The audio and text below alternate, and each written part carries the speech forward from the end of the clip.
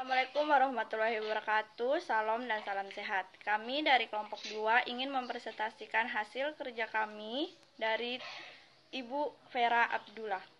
Kehilangan dan berduka. Kehilangan adalah suatu situasi aktual maupun potensial yang dapat dialami individu ketika terjadi perubahan dalam hidup atau berpisah dengan sesuatu yang sebelumnya ada, baik sebagian maupun keseluruhan. Rasa kehilangan merupakan pengalaman yang pernah dialami oleh setiap individu selama kehidupannya.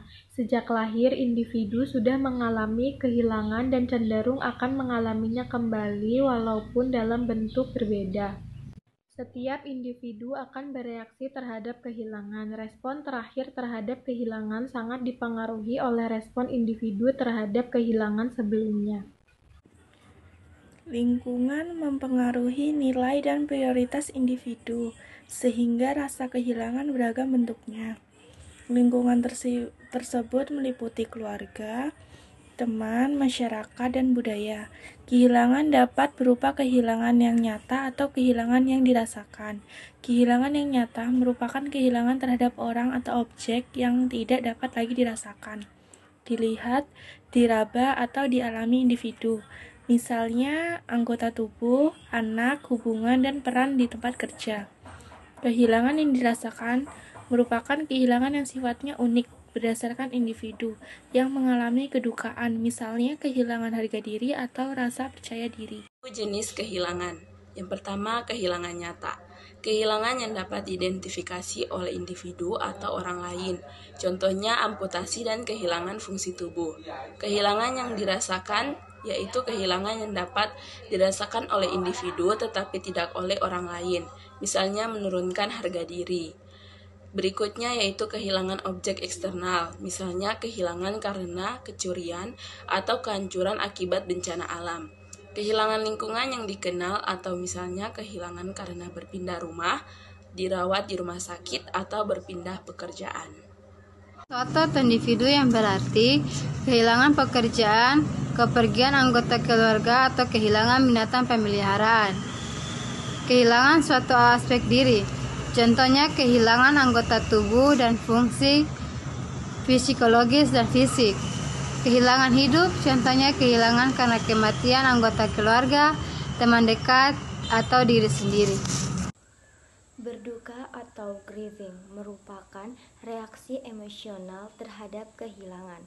Hal ini diwujudkan dengan berbagai cara yang unik pada masing-masing individu berdasarkan pengalaman pribadi, ekspektasi budaya, dan keyakinan spiritual yang dianutnya. Hal ini terjadi dalam masa kehilangan dan sering dipengaruhi oleh kebudayaan atau kebiasaan. Menghadapi kehilangan atau berduka, tindakan pada pasien dengan tahap pengingkaran memberikan kesempatan pada pasien untuk mengungkapkan perasaannya, menunjukkan sikap menerima dengan ikhlas, kemudian mendorong pasien untuk berbagi rasa, memberikan jawaban yang jujur terhadap pertanyaan pasien tentang sakit, pengobatan, dan kematian.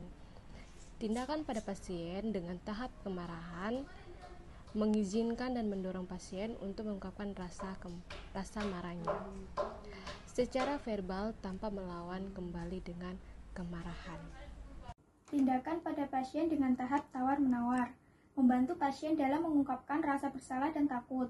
Tindakan pasien dengan tahap depresi membantu pasien dengan mengidentifikasi rasa bersalah dan takut. Membantu pasien mengurangi rasa bersalah.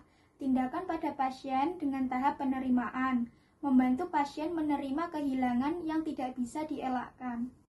Tempatkan dan atur jenazah pada posisi anatomis, singkirkan pakaian, lepaskan semua alat kesehatan, bersihkan tubuh dari kotoran dan noda.